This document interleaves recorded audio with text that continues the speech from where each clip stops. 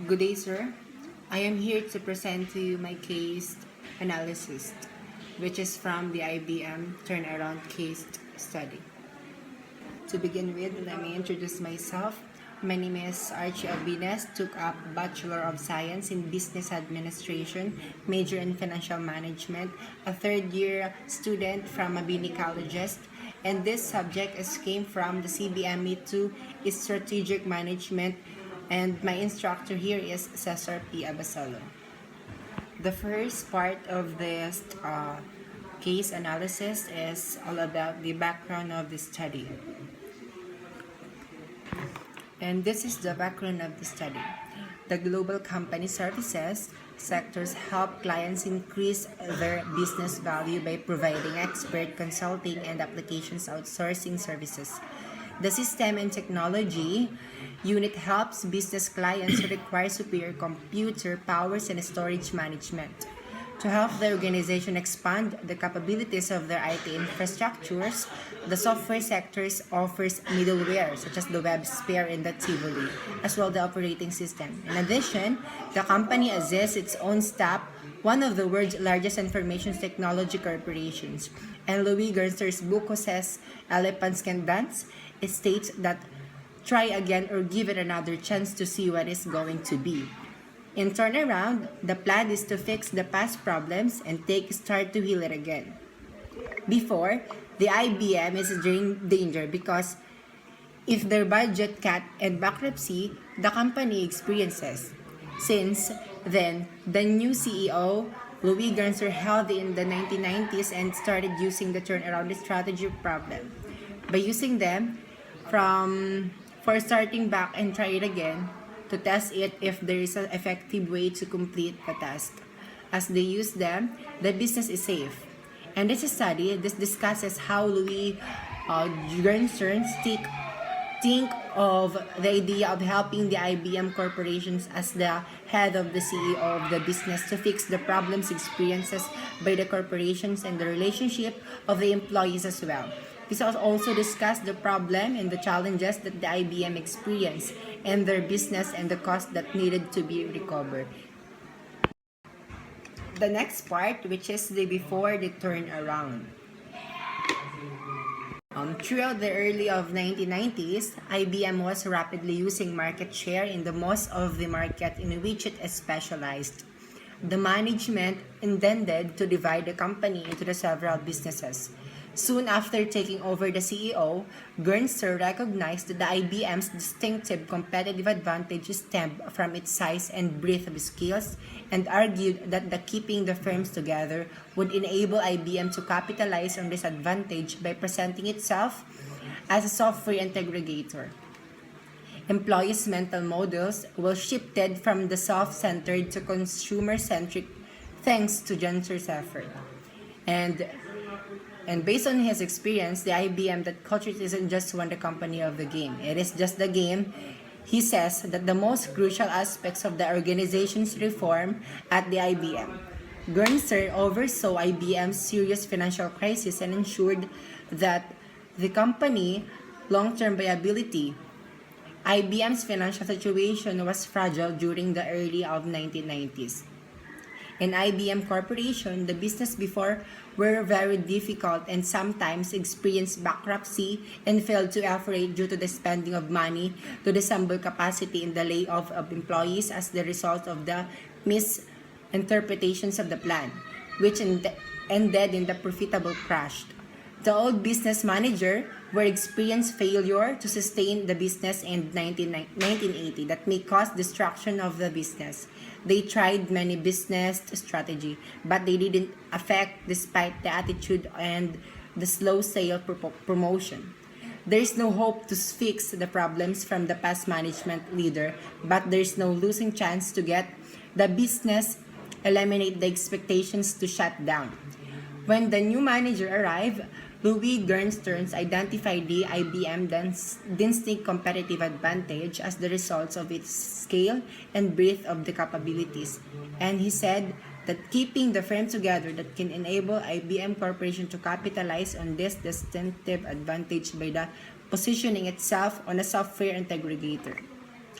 Using the turnaround strategy, he takes the risk to manage the business and employees as part of these obligations as the CEO in this business. Gernster suggested a price-cutting strategy for the company's consumers, which she said was the most important method to stay competitive in the mainframe market. Prior to this, the IBM had taken a fairly short-sighted approach, assuming that by cutting price, it would be able to collect less profit and income. The next part is after the turnaround. Some of IBM present processes, according to Gernster, needed to be changed. Due to disputes between geographic units and product themes, one such process was the sluggish decision-making and information transfers across multiple business units and headquarters. To address this issue, Gernster implemented a new organizational structure that improved the IBM decision-making process and improved information flow. The management committee, which consists of 6 powerful IBM employees, was another barrier in the IBM process. Gernster abolished the management committee after discovering that the IBM employees had learned to manipulate the system to advance their own objectives. As a result, the management committee role was reduced to that rubber stamp formality for the proposal. Overall, the improvements implemented by Gernster in the organizational procedure were critical in increasing the speed of those operations. At that moment, the situation between the IBM under the turnaround strategy became more productive and work well, helping each other never lose faith or hope, think of the sense or urgent, and being sensitive in some of the strategies that used to save the corporations and return the performance into a good condition. Until the recent years, the IBM Corporation is a big success and it's also gained big attention that recently they opened another branch due to the huge of success from their comeback. This is the most very important part of this case analysis, which is the part for the position. This position consists of 3 questions. The first question is explain the decision to apply the turnaround. And the positions of the IBM corporations was very tough since being CEO is the most important thing in the business. He managed it perfectly and I am impressed on how he performed and lead the IBM. He doesn't feel very difficult of challenging on handling the business and saying the employees to listen. As the case presented discussed that he was doing the way he learned how to be a leader to easily cope with the problem. Turnaround strategy is critical for all the business, especially if there's a problem at work that needs to be addressed. This strategy is applicable to business that are losing money and facing challenges. In the process of returning a corporation to profitability, as it properly said, health is wealth. The business enterprises can only be prosperous if it is healthy. In order to revitalize the organization, an assessment of the career cost of failure as well as long-term programs are required. A turnaround strategy is a reviving approach for combating industrial disease. It's a method for turning a losing industrial unit into a profitable one. Turnaround is a recognition process that transforms a losing business into a successful one. It restores and stabilizes the industrial unit's original positions and performances. Turnaround management relies heavily on implementation. The dedications of the top-level management is critical to the turnaround strategy success. A flattering company's survival depends on its ability to turn things around.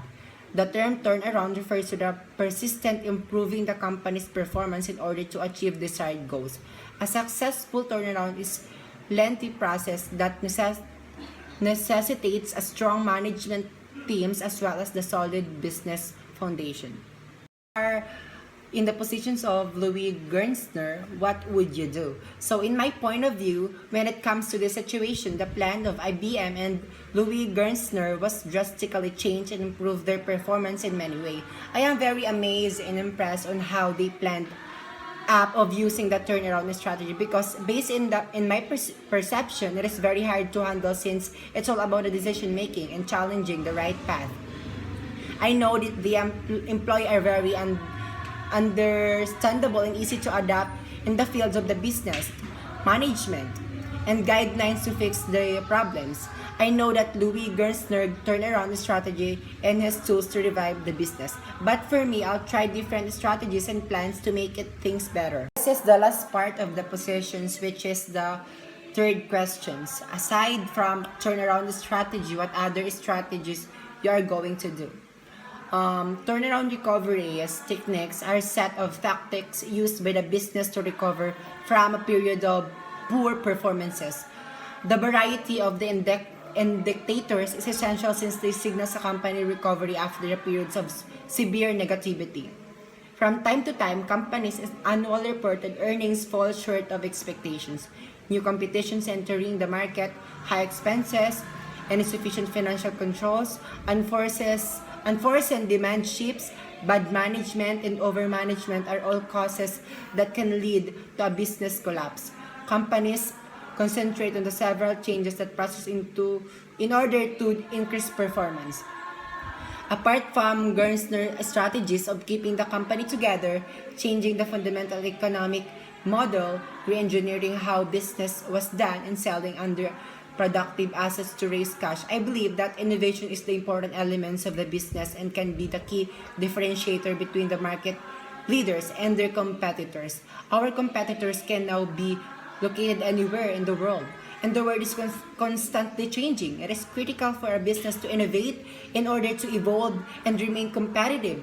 To achieve an innovations and competitive edge, insolvency and advisory firms should focus on the principles of the eliminate, automate, and delegate.